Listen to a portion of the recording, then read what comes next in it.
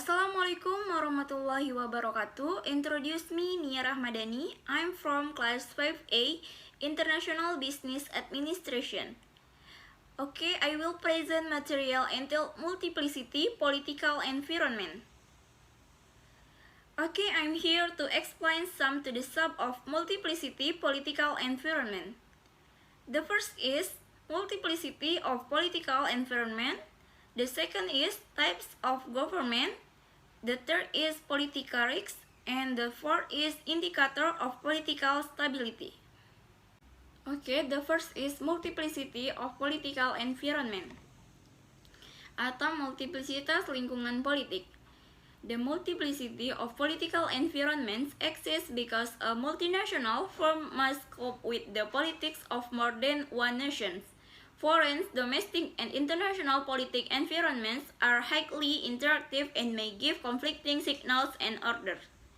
The political environment faced by MNC is very complex because they have to deal with the politics of more than one country.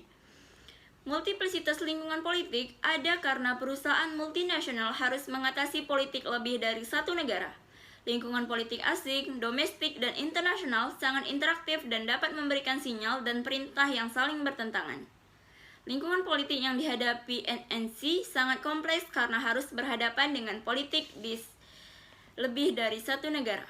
Perlu diketahui, perusahaan MNC merupakan perusahaan multinasional yang mengembangkan diri di pasar internasional dengan mencoba hadir di berbagai kota penting di seluruh penjuru dunia. It is not uncommon for governments and companies to ignore politics for the sake of economic interests. Example is, even while economic sanctions were in place, the USA was actually importing a large amount of oil from Iraq. While Taiwan and China are supposedly enemies which do not want to do business with one another. The truth of the matter that there are some 50,000 Taiwan-owned factories in China.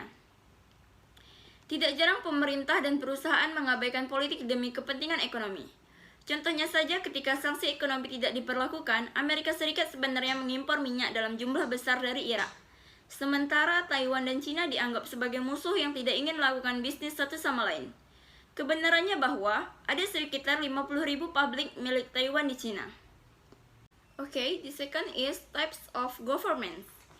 There are 6 types of government, namely number 1 is parliamentary, number 2 is absolutist system, number 3 is two-party system, number 4 is multi-party system, number 5 is single-party system, and number 6 is dominates one-party system. Number 1 is parliamentary. A parliamentary system of government is a system of government in which the executive power is directly accountable to the legislature. Example is Inggris, Belanda, Malaysia, Singapura, etc. Parliamentary. Sistem pemerintahan parlementer adalah sistem pemerintahan di mana kekuasaan eksekutif bertanggung jawab langsung kepada legislatif. Sistem pemerintahan ini dikepalai oleh seorang Perdana Menteri sebagai kepala pemerintahan, sedangkan kepala negara dikepalai oleh presiden atau raja. Di sisi lain, Perdana Menteri juga memiliki hak prerogatif untuk mengangkat dan memberhentikan menteri-menteri yang memimpin departemen atau non-departemen. Contoh negara yang menganut sistem parlementer adalah Inggris, Belanda, Malaysia, Singapura, dan lain-lain. The second is system absolutist. Absolute government system is a form of government in which the leader is in full power because there are no binding legal restrictions. The ruling regime dictates government policy without considering citizen needs or opinions. Sistem pemerintahan ini adalah suatu bentuk pemerintahan di mana pemimpin berada dalam kekuasaan penuh karena tidak ada batasan hukum yang mengikat. Rezim berkuasa, pemerintah tanpa aturan tanpa mempertimbangkan kebutuhan atau pendapat warga. Ciri dari sistem absolut ini adalah dikepalai oleh raja atau ratu sebagai kepala negara dan perdana menteri sebagai pemerintahan hanya memainkan peranan simbolis. Ciri sistem pemerintahan absolut ini adalah kepemimpinan akan digantikan jika pemimpin sebelumnya menyerahkan tahtanya atau pemimpin sebelumnya meninggal dunia. Beberapa negara yang menganut sistem absolutis ini adalah Arab Saudi, Brunei Darussalam, and Switzerland, dan masih banyak lagi. The third is two-party system atau sistem dua pihak atau bisa juga disebut sistem dua partai. A two-party system is a system in which two main political parties dominate the politics of government. One of the two parties usually holds the majority of votes in the legislature and is usually referred to as the government or majority party, while the other is the opposition or minority party.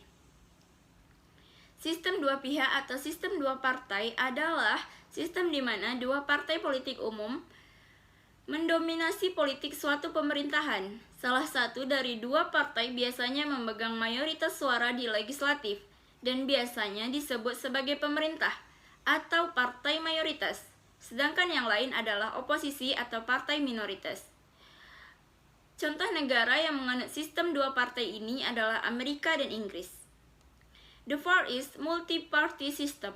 A multi-party system is a system consisting of various political parties. Multi-party systems are widely practiced in parliamentary systems rather than presidential system and in countries where elections use a proportional system compared to countries that use a district system. Example is Prancis and Jerman. Sistem multipartai adalah sistem yang berdiri dari berbagai partai politik. Sistem multipartai banyak dipraktekkan dalam sistem parlementer daripada sistem presidensial, dan di negara-negara pemilihannya menggunakan sistem proporsional dibandingkan dengan negara-negara yang menggunakan sistem distrik. Contoh negara yang menganut sistem ini adalah Prancis dan Jerman. The fifth is single party system atau sistem pihak tunggal. There are several political parties, none of which is strong enough to gain control of the government. The ruling party has the support of a large majority. This system not always bad, especially when it can provide stability and continuity necessary for rapid growth. When serious economic problems continue, citizen dissatisfaction and frustration can create explosive situations. Artinya, ada beberapa partai politik, tidak ada satupun yang cukup kuat untuk menguasai pemerintahan. Partai yang berkuasa mendapat dukungan mayoritas besar. Sistem ini tidak terlalu buruk, terutama bila dapat memberikan stabilitas dan kontinuitas yang diperlukan untuk pertumbuhan yang cepat. Ketika masalah ekonomi yang serius berlanjut, ketidakpuasan dan frustasi warga dapat menciptakan situasi yang meledak-ledak. The last is dominant one-party system. The dominant party does not allow any opposition, resulting in no alternative for the people. A system may easily transform itself into a dictatorship. Sistem satu pihak yang didominasi. Partai dominan tidak mengizinkan oposisi apapun menghasilkan alternatif bagi rakyat. Suatu sistem dapat dengan mudah mengubah dirinya menjadi kediktatoran. Okay, the next is political risks. There are a number of political risks with which marketers must contend.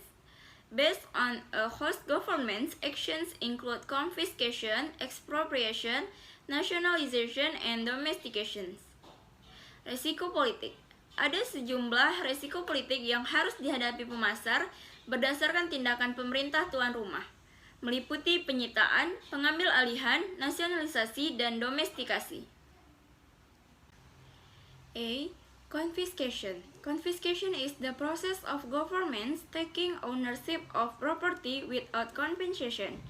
An example of confiscation is the Chinese government seizure of American property after the Chinese communists took power in 1949. Penyitaan adalah proses pengambil alihan oleh pemerintah atas suatu properti tanpa kompensasi.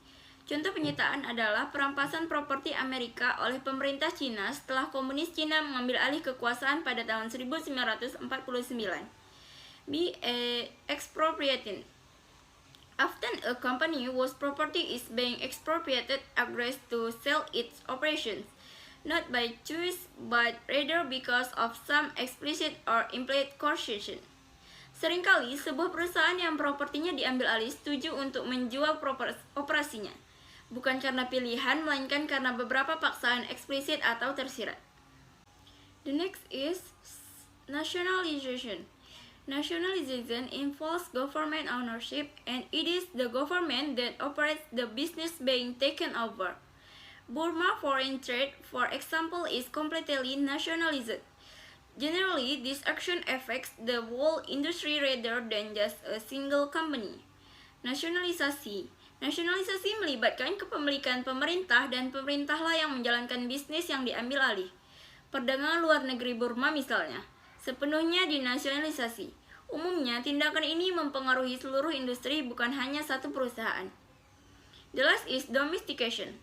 Domestication foreign companies relinquish control and ownership either completely or partially to the nationals. The result is that private entities are allowed to operate the confiscation or expropriate of property. Domestikasi perusahaan asing melepaskan kendali dan kepemilikan baik seluruhnya ataupun sebagian kepada warga negara. Artinya ialah bahwa entitas swasta diizinkan untuk mengoperasikan properti yang disita atau diambil alih. Indicators of political instability. There are three indicators of political instability, namely social unrest, attitudes of nationals, policies of the host governments. Social unrest, caused by such underlying conditions as economic hardship, internal dissensions and insurgents, and ideological, religious, racial, and cultural difference. Indikator instabilitas politik ini adalah indikator-indikator yang menyebabkan ketidakstabilan dalam dunia politik. Yang pertama ada kerusuhan sosial, yaitu disebabkan oleh kondisi mendasar seperti kesulitan ekonomi, pertikaian internal, dan pemberontakan. Ada juga perbedaan ideologis, agama, ras, dan budaya. Attitudes of nationals. An assessment of the political climate is not complete without an investigation of the attitudes of the citizen and government of the host country. The national attitude toward foreign enterprise and citizen can be quite inhospitable. Yang kedua adalah sikap nasional. Penilaian iklim politik tidak lengkap tanpa penyelidikan sikap warga negara dan pemerintah negara tuan rumah. Sikap warga negara terhadap perusahaan dan warga negara asing bisa sangat tidak ramah.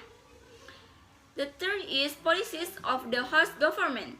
Government policy formulation can affect business operation either internally or externally. The effect is internal when the policy regulates the firm's operation within the home country. The effect is external when the policy regulates the firm activities in another country. Yang ketiga ada kebijakan pemerintah. Perumusan kebijakan pemerintah dapat mempengaruhi operasional bisnis baik secara internal maupun eksternal. Efeknya bersifat internal ketika kebijakan tersebut mengatur operasi perusahaan di negara asal. Efeknya bersifat eksternal ketika kebijakan tersebut mengatur aktivitas perusahaan di negara lain.